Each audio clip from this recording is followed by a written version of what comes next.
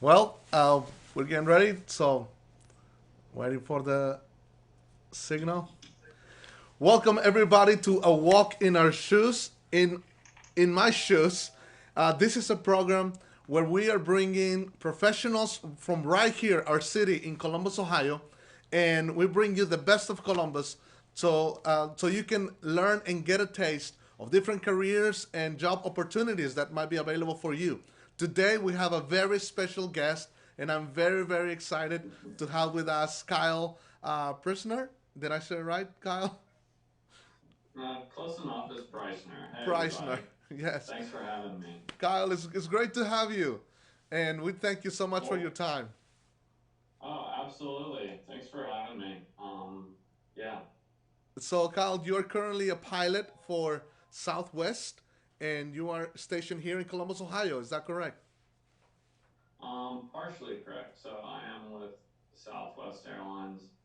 I've been there for a little over 2 years, and my base is Chicago Midway Airport. So I'm Oh, based okay. out of Chicago. Um, Okay. I every time that I go to work to do a trip, I go out to the airport in Columbus, hop on a Southwest airplane, and fly up to Chicago and start my trip. Oh my goodness. Well, that's Yeah. quite a So, quite a way to get your work going. So, um, yeah, it's an extreme commute. yeah, I would say have to fly all the way to Chicago to start your job. But that's amazing, though. Uh, so we have a lot of questions that we want to ask you. But before we go into the questions, we want to know a little bit more about yourself, about your background, about your family, and anything you feel to share with us. Okay, I'll try and give a brief rundown. Let me know if there's anything I missed. So, Okay. I grew up most of my life in Florida, in Sarasota, Florida, on the west coast of Florida. Hey, Paul.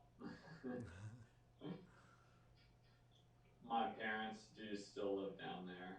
Um, I went to high school down there in Sarasota. I went to college at Florida State University, which is in Tallahassee, Florida. Okay. Um, I'm married. I have a 8.5-month-old baby girl. So that's a little bit about my personal life. I've lived in Columbus for 8 years. What brought I you to moved Columbus? here for my what's that? What brought you to Columbus? So my last airline job brought me to Columbus. Um, my last airline job was flying smaller aircraft for as a contractor for Delta United American, and we had that company had a base in Columbus. Okay. Um, so I was so I went to school, Florida State. I got a major in international affairs, which, to be honest, I wasn't sure what I would do with that major, but I had interest in foreign languages and travel and different cultures. So I was flying at the time, though, training and building hours.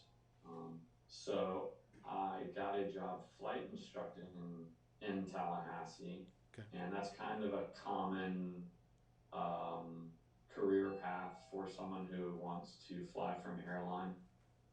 And I flight instructed in Tallahassee for 2 years. I taught other people, how to fly in small airplanes. Wow. And once I got a certain amount of hours, total hours flying, then I was hired by what we call a regional airline, which is an airline that contracts for Delta, United American, and flies slightly shorter routes. And I was there. I was at that company. That company was Republic Airways. I was at that company for 10 years.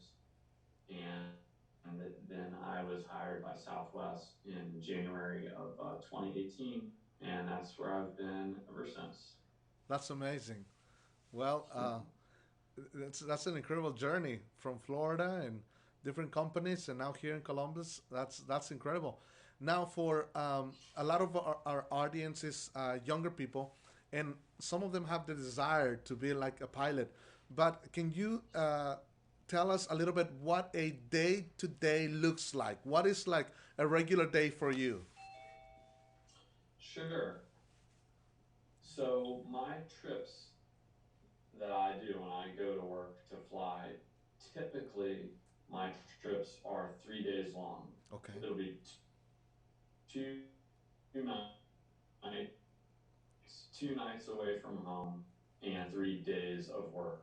Wow. Now, I live in Columbus, and Columbus is not a base for Southwest Airlines. Correct. So I do have to spend my own time commuting to Chicago to start my trips. And that's just my choice. I could move if I wanted to. But for now, I've chosen to stay in Columbus. So I will go out to the airport, hop on a Southwest airplane, and fly to Chicago to start my trip, which is typically 3 days long. And then when I get up to Chicago, um, I will we have a crew room, we call it a crew room, which is just a area for pilots. And I'll go and I'll check in for my trip, get any supplies I might need for my trip, like earplugs, and check my mailbox, and check the weather, look at my trip, make sure the flight's on time, things like that. Just kind of general preparation. And then I will head up to the airplane and meet up with my crew Okay. and do all kind of my duties, which I guess I can get into a little more deep if anybody cares about that. But so I meet with my crew. I get on the airplane and start flying my trip, which usually consists of about 3 legs a day. Wow. And then I spend the night in another city. And then I kind of repeat that process. So I hope that Now, answered it. do you have a regular route that you follow, or how do you get your flying instructions? How do you know where you're going? So we get our schedules on a monthly basis. So Okay. each month we get a new schedule. Um, a lot of the things in the airline industry are seniority based. Okay. So it depends on when you were hired. Hmm. So we call it we I bid for my schedule, meaning I choose a schedule, Wow, and that's if I awesome. am senior enough to hold it, Uh huh. if there's nobody that has been at Southwest longer than me that wants that schedule, then I get it. Um, That's pretty cool. so the schedule, Yeah, that's really cool that you get to choose. Is there a yeah. particular So place? that's how I get my schedule. So, is there a particular place that you Oh, like when first, you choose your schedule that you prefer to go to? um, well, those places I am not senior enough to get, but um, I I choose my schedules based more so a little more boring based off of what my family needs are. Okay. So which days I need off for certain things, Yeah. how much I want to work or how little I want to work. So I choose them mainly on that. But there are obviously the very enticing cities where you can spend the night. The best one, which I've only gotten one time in 2.5 years, is Dominican Republic. So that's probably the most sought after destination, but it's very hard to get. That is So, so cool. but there's a lot of other good ones that I do that I can overnight in, like San Diego Uh and huh. San Francisco, and those are always fun to get to go out there. So Kyle, you have to know that I share a great passion with you, which is traveling and getting to see different parts of the world. And for me, it's a really exciting interview because I'm very interested in, in what you do. Could you tell us how many countries have you visited? So I have visited, I think, around 30 countries. Wow. And I have visited those countries more on a leisure basis, I would say, Uh huh. because I haven't been with companies that do a lot of international flying. Southwest is mostly domestic or flies within the United States.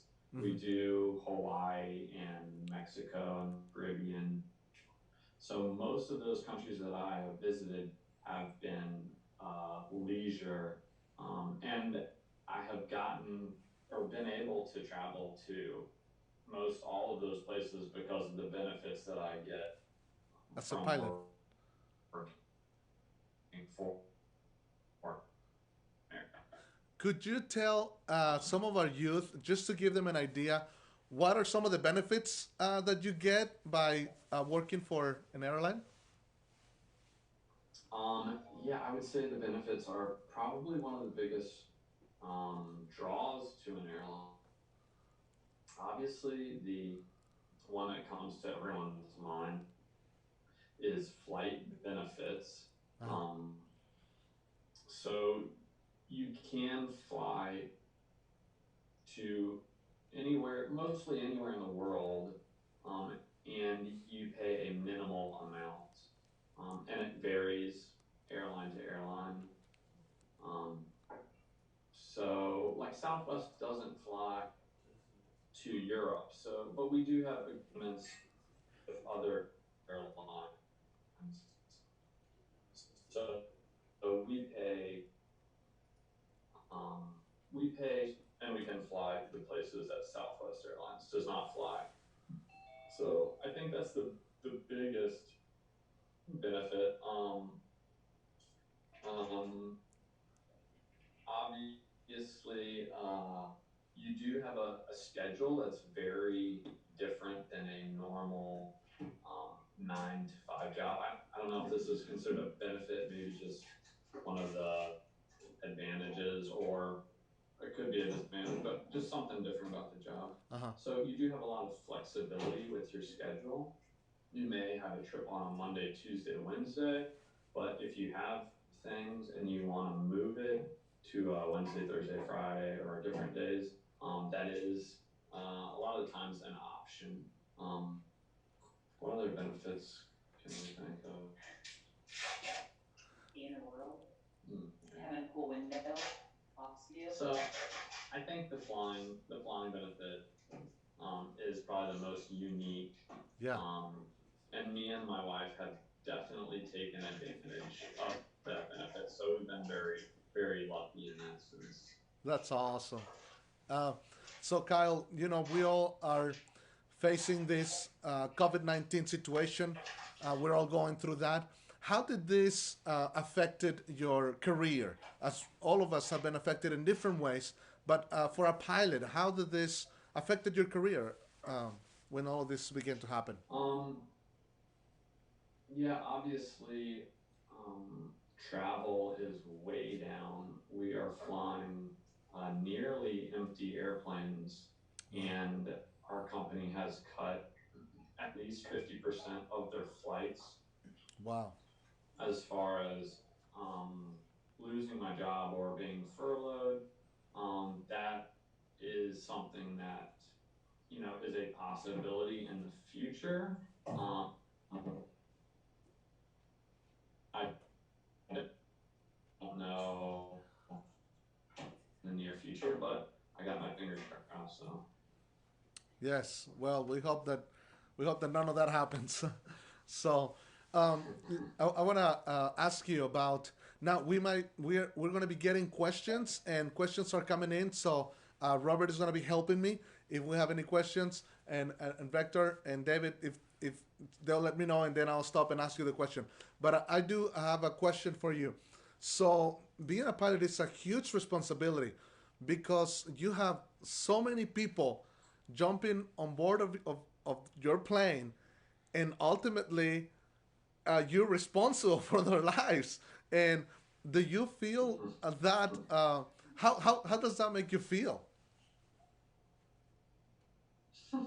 Well, when you put it like that,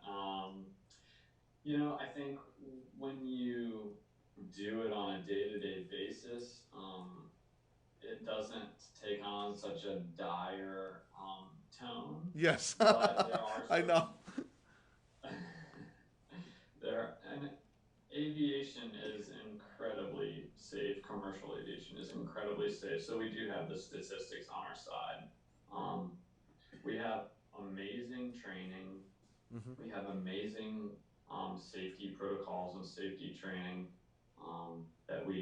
that Southwest has dedicated a lot of resources to. Yeah, So I am confident in all of our pilots' ability and our training. I think our training is excellent. But at certain times, you do realize that there are people back there, even though the doors closed. You see all those families getting on. So yeah. it is sometimes a very real. Obviously, you get incredibly seriously, and it's our number one priority by far. Yeah, that's incredible. You talked about training. What kind of the training is involved in order to do your profession and to get that confidence that you need? So the training to get a flying job, Hmm. there's various paths that one could take.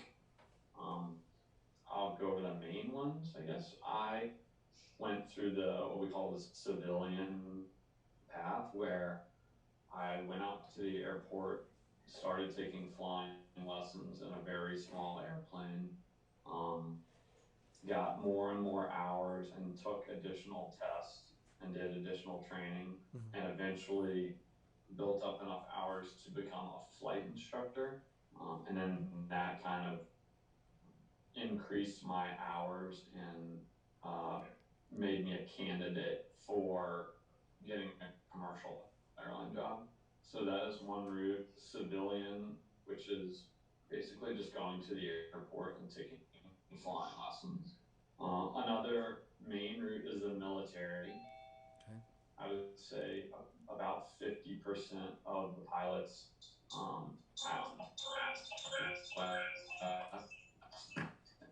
and most airlines are. Um, so military civilian are two big paths. There are also programs through universities that incorporate flying into your degree. Um, and so you can go to a university and they will have kind of a bridge program. So those are the three main ways that you could go about doing that.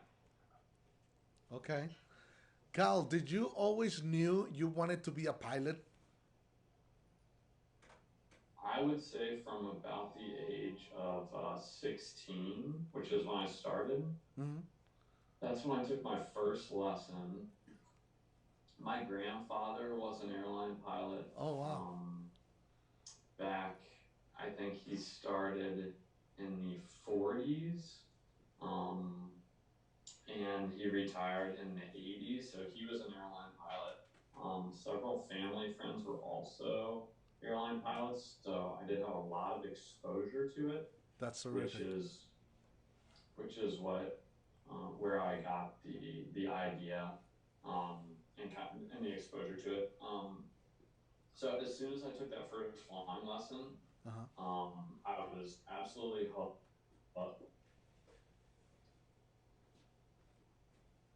I thought, if I can do this for it to be the most amazing. Well, that goes with the question. That was with the other question I was going to ask you. I wanted to talk to us about the inspirations that you have in your life, the people that inspire you to choose this career and to follow this path. who would you say was the most influential person in your life that helped you get in this career, and what did they do to motivate you? Um, I would definitely say my parents were the biggest motivation. Um, my parents have, supported me in anything that I want to do, and um, I kind of came across being a pilot on my own, but with the help of my parents, and without my parents, it absolutely would not have been possible. So, you know, honestly, I was so in love with flying. I mean, it was such a just a passion for me that I think the motivation was built into it. Uh-huh. So I don't think my parents obviously supported me and helped me an incredible amount, but I was so in love with flying that the studying and the learning and the homework and all of that um was enjoyable to me because it was something I was in love with, and I just loved learning about I love what you're saying because you basically are telling us to follow our passions. If this is what we like, we could look for opportunities to do and get a living with doing what we love, right? it. Yeah, absolutely. And I think that's the case with anything that somebody's just really passionate about. It kind of the motivation is kind of built into it, which is, if you can find something like that, be lucky enough to find something like that, then that's a pretty very special thing. Yes, I agree with you. So let's say a young person comes to you and said, Kyle, I want to be a pilot. What are the steps? What do I need to do to fulfill my dream? That's a good question. So I think a lot of it depends on the person, obviously. Mm-hmm. There are the several different paths that I mentioned: military, civilian, through a university program. Those are the three main ways. And I think step one would be to go out to a local airport, a small airport, and just talk to some flight instructors, Uh huh. and and maybe take that first lesson and just see if it is something for you. Um, and then that way, a flight instructor, even if you decide not to take the civilian route and fly small airplanes, maybe if you decide you want to go into the military, that flight instructor can still give you an idea of what kind of time and financial commitment that it'll be. So I think that's a great first step, is just to go out to your local airport. Maybe call ahead of time and schedule a meeting with a flight instructor, and maybe take that first flight and see if it's even something that you like. You may go up in that little airplane and say, nope, this isn't for me. This Yeah. is, because it's it's not for everybody. Right. um my brother is a couple years older than me, and I'm flying, and my brother said, well, I might give it a shot, see if this is something that I'm interested in doing too. And he took maybe two or three lessons, and he never really was the roller coaster type, or that kind of thing. And he kind of, I don't think he kind of got hooked on it like I did. And it's just, not everybody is. Right. It's not everybody's passion. Just like some things are, I'm passionate about or not passionate about. So But so I hope I answered your question. yeah, you did, and you mentioned it a few minutes ago, as far as exposure. exposure, to get exposure, to see if this is something you like or maybe something you don't like. And I really thank you for your time because you are giving us an opportunity to introduce a real pilot to many youth that may have never had an opportunity to talk to a pilot or to hear about how to make this possible or how to do this. So we thank you because in a sense you're giving us some exposure to that as well. But I agree with you. Being exposed to something can help you determine whether this is something you like to do or not. Um, and let me see. I think we have a question coming in. Guys, do we have any questions? Yes. All right. So let's take a question from our audience right now, and then I'll go back to my questions. This one's from Tatiana. This question comes from Tatiana. It says, "What character traits should a pilot have?" Oh, very good question. What character traits should a pilot have? What character traits should a pilot have?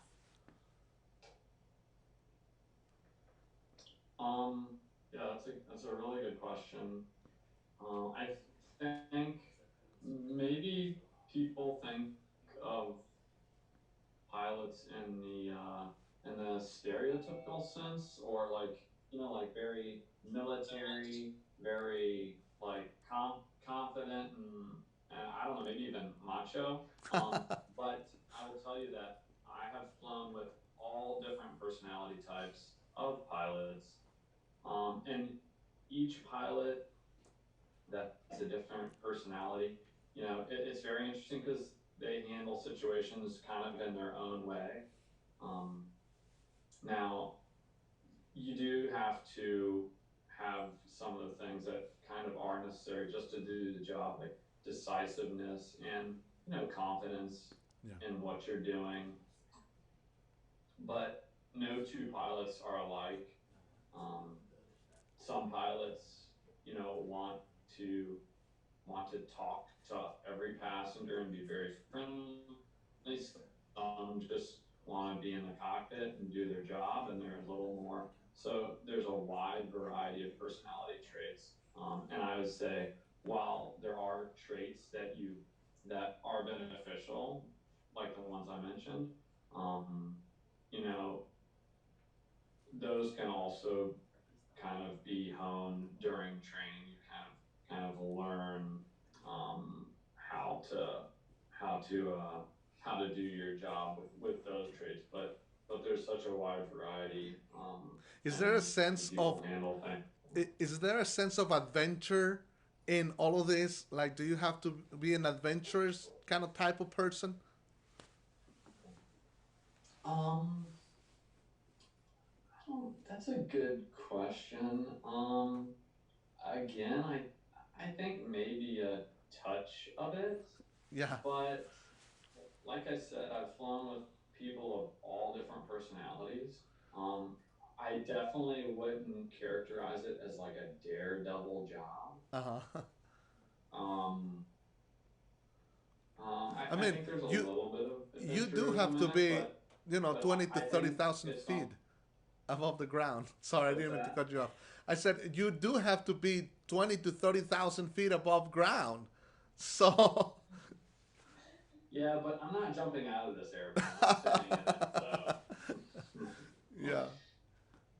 Wow. um, I would say take, if you can, if you have the opportunity, take that first lesson in a small airplane, Uh huh. and that will give you a very good idea of if you like flying or if you don't like flying. Obviously, that's different than flying in a big airliner, Hmm.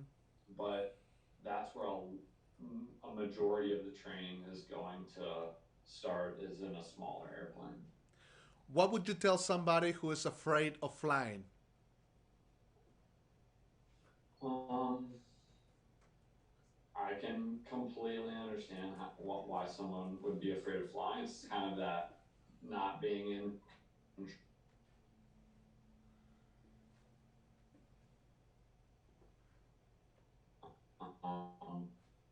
flying, and the crews are always very highly trained, and we put such an emphasis on safety. It is such a big part of our job, Hmm. and learning from our mistakes and learning from historic events. Um, that I think it's incredibly safe.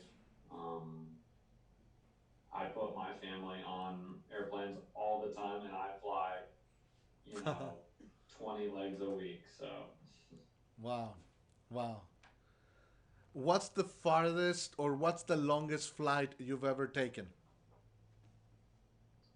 um, so like I said, my flights that I've personally flown are kind of boring. I hate to say it. I think New York to San Diego for me personally, operating the flight.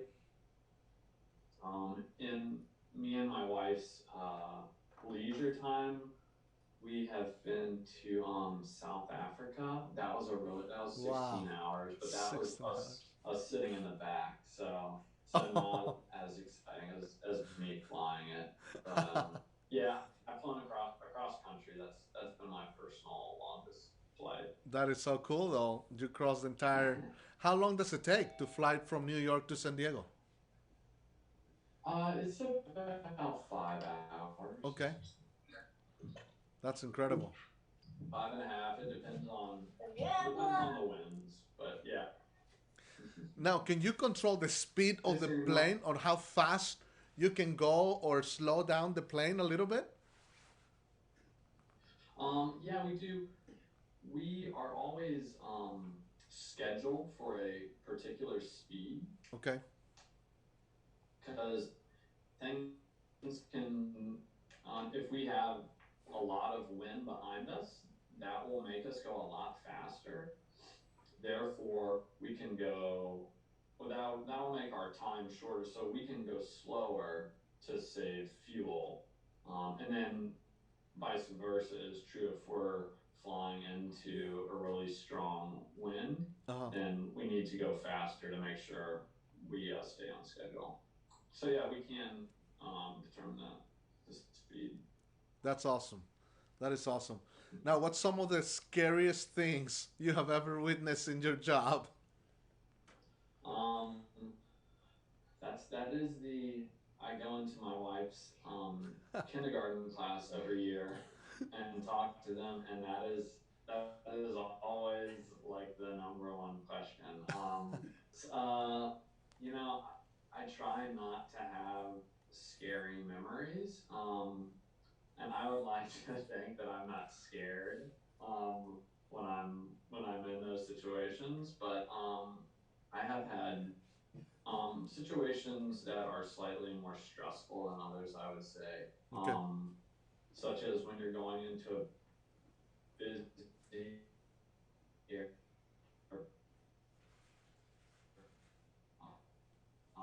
typically aircraft are holding, and you're getting in a situation where um, you're using your fuel and you have to decide whether you can continue to the airport and land, or maybe you have to go to another airport and take it from there. So those are always more stressful and that's where the situations, I would say. decisiveness comes into place, right?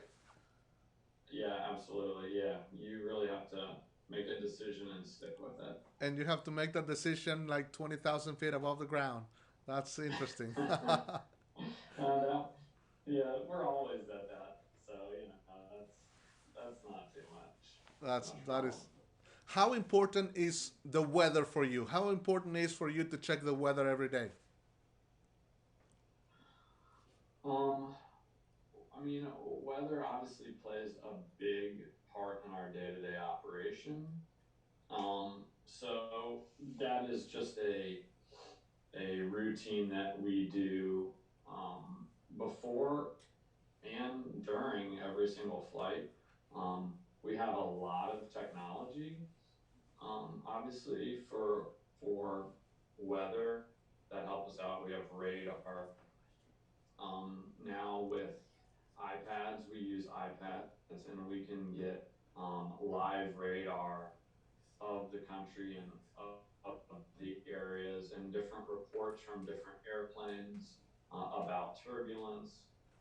And we can talk real time with our dispatchers who are our planners, Mm. our flight planners, and they can give us a lot of really good information about weather. To say maybe aircraft have landed at this airport with this storm near. None of them reported bad turbulence or or aircraft are in that layer. They're supposed to be are going to this airport because there's good weather. So we have a lot of resources to help us with the weather, but it is. Wow, that is awesome. Kyle, we're getting a lot of questions in from our audience, so we're gonna take another question, live question right here from one of our youth. It says Yeah, how many crew absolutely. members are on the plane besides the pilots? This is from Kane. This question is coming from Kane, one of our youth, and he wants to know how many crew members are in your team. That's a really good question. So with our airline, we fly one type of airplane. Some airlines have airplanes for going from Columbus to Chicago, and then different airplanes for going from New York to Europe. But at Southwest, we have one type of airplane, which always requires two pilots and either three or four flight attendants. And that's just counting the crew on the aircraft. Obviously, a lot goes into running an airline, as far as gate agents that help board the passengers, um, the employees who work the ramp, who load all the cargo bags, push the airplane back, check the airplane out. So there is a lot more that goes into that. But as far as on the actual airplane, Mhm. either four or five crew members, two pilots, three or four flight attendants. Wow, great question. Do we have another question? Yep, this one's from Whitney. It says, how do you deal with conflict in the cockpit? Is it difficult to fly with someone you don't know or don't get along with? Okay, I don't know if you were able to hear it. I'll repeat it. How? I think You got it. how do I deal with conflict in the cockpit? Yeah. Yes. That's it. First off, that sounds exactly like an interview question. It's from Whitney. That's from Whitney. Yeah, is she human resources? No, that's a great question. There are a lot of different personalities, and some people I obviously get along with much better than others, but I know that we have to work together to get that flight, from point A to point B as safely as possible, and we have to work together and we have to communicate. So um, kind of like a marriage, you have to be very, very open with communications, and you have to be very straightforward. Um, and I think you just have to find a way, whatever way that the two of you, or or if it's with a flight attendant, or way that you have to get together, you have to be very honest, straightforward, and good communications, and just do the best that you absolutely can. That's good. That's good. Thank you for that. Another question. That's a tough question. Yeah. Have you ever hit a bird while flying? Okay, another question that comes. Have you ever hit a bird while you were flying? Yes, sadly, I have Very. taken several birds' lives throughout my career. Um, and it does make me a little sad because I am an animal lover. But unfortunately, um, that kind of comes with the territory of flying an airline sometimes. So Yes. Yes. Okay. Um, let me take another question. Um, what do you think of the software like X-Plane or Microsoft Flight Simulator? I used to play those all the time. I haven't played them in a really long time, but I have seen videos of them and they look very realistic. But I used to be obsessed with those and would play them all the time. And actually, before my first interview, I did use a yoke or a steering wheel and used it for training for a simulator. So I think it's very realistic and useful and it's fun. So Now, this question is from me. What is your favorite technology that you work with? it's a good question. I would have to say I would have to say the iPad. The iPad has been an absolute game changer for me. We have hundreds of thousands of charts Uh-huh. for every airport and every approach into the airports and the taxiway diagrams. We used to have hundreds of thousands of these individual pages in these little books. And I think we had maybe three of the books, and then we had our other manuals that we had to carry around, Uh-huh. and we carried them in this like briefcase, and it weighed probably 25 pounds, Wow. and I mean, you would clip it to your bag most of the time, but that thing was so heavy and cumbersome, and every time that those charts changed or the manuals changed, you would have to flip through every page in that book and put in individual pages and rip out the old pages. And so then when we got the iPad, all of our charts, all of our maps, all of our manuals are on the iPad. And when a change happens, I just hit update and watch it go. And so for me, that has been by far the best technological advance. That is terrific. That is awesome. So, how up to date do you have to keep with new technology? How often do you have to get training for new technology on aviation and that kind of stuff? Um, I'll say we go to training. We go down to Dallas, which is where our headquarters is, Okay. once a year for 4 days and do we call it recurrent training, where we fly in the simulator doing different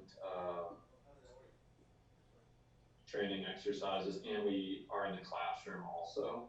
Um, we also do what we call distance learning or learning on our iPad, which goes over quarterly. So every 3 months, we do online learning through our iPad, and that keeps us up to date. As far as most of the changes, obviously, we also get memos and changes of procedure on a day-to-day basis that informs us about any changes, including technology. But I would say most of our new learning of new technology takes place once a year during that 4 day course down in Dallas that we do. So even after school, you have to continue learning and that kind of stuff, right? Learning never stops. Yeah, absolutely. And obviously, with being a pilot, we are flying fairly recent or fairly often, Yeah. but we do have to go down to Dallas once a year and do those scenarios that no pilot really wants to do, just to make sure that we stay sharp. Yeah. Okay. Let me get another question from our youth. This one is: have you ever had a medical emergency while in flight? What is your role in that type of situation since you can't leave the cockpit? Um, Good question. I have had at least one medical emergency It was actually on my very first flight at Southwest Airlines. Wow. So my very first flight in the actual airplane, all of my other flying up to that point in that particular airplane was in the simulator. So it was bad timing to say the least. But I was flying with this guy in my picture. Actually, I was flying with this guy who was who was an instructor pilot. We love your background, by the way. Thank you. Yeah, I just found that in photos, so I thought it'd be a good one. My wife's laughing at me. Um, so our role in a medical emergency um, is number one, obviously to fly the airplane.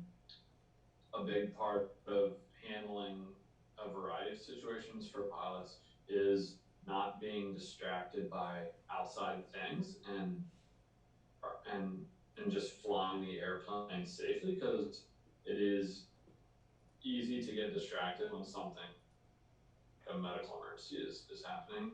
So our number one priority is to fly the airplane and and land it safely if need be.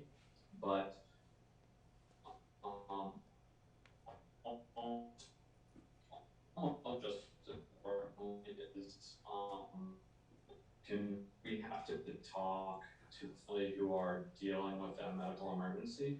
And we also have resources on board the airplane where we can talk live with medical professionals and they um, guide the flight attendants on the person's situation. So communicating with everybody that we can to help the situation is another big job for us.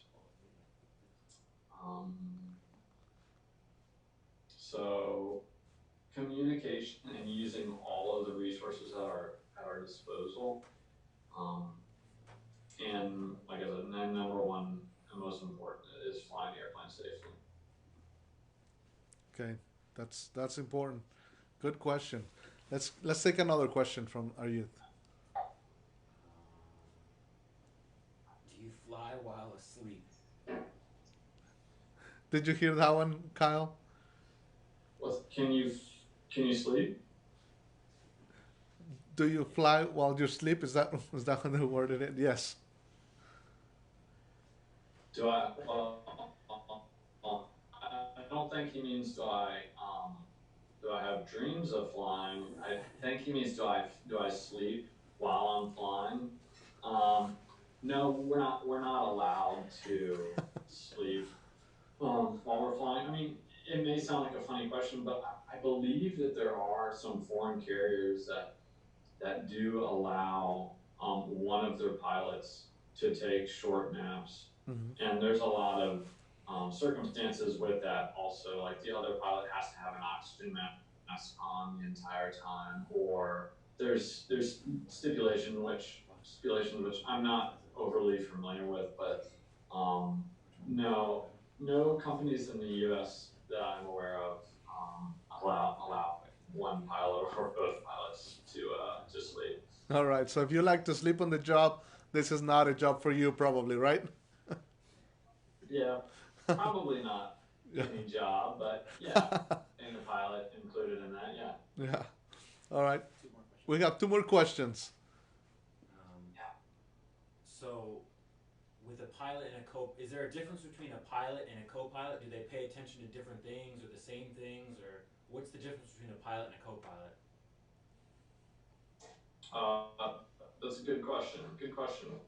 Um, so in the airline industry, not to be nitpicky, the the one guy, this guy, is called captain. He has four stripes, which designates that he's a captain, and then I am the we call the first officer, or pilot, co-pilot, same thing. Um, the captain is ultimately responsible. So we work as a team. We both fly the airplane. Um, we both take the airplane, offline the airplane, do all that. make decisions together as a team. Ultimately, though, he is the final authority, and and he drives on the ground. Oh, okay. Oh, That's interesting. good to know. He's the only one with a steering wheel on the ground. But Hmm. our jobs are basically the same. We're both pilots. We both fly the airplane.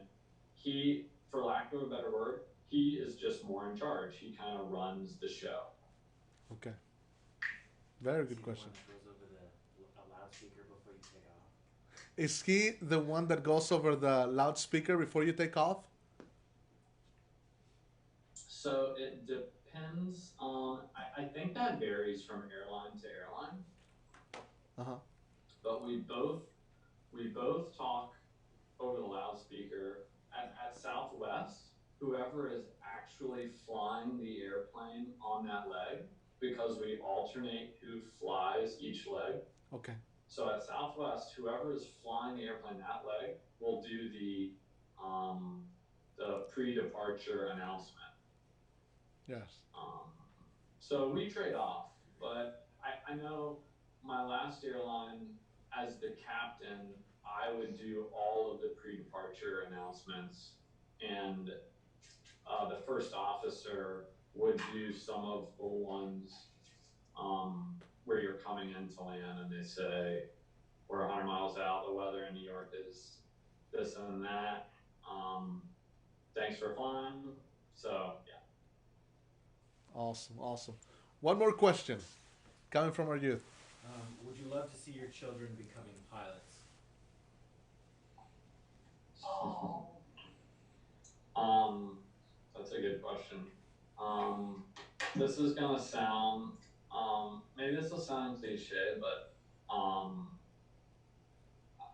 I would I would enjoy going through